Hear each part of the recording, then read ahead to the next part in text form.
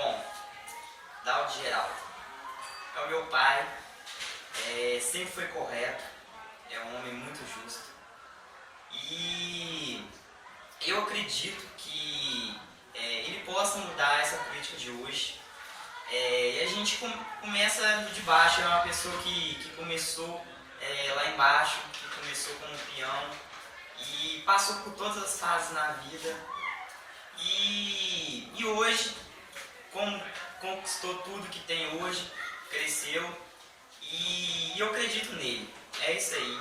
E eu acho que ele consegue mudar isso, essa visão de uma política suja, que ele vai tentar fazer, ele vai tentar, e o que tiver ao alcance dele, ele vai tentar fazer, ele vai lutar por isso. E eu convido vocês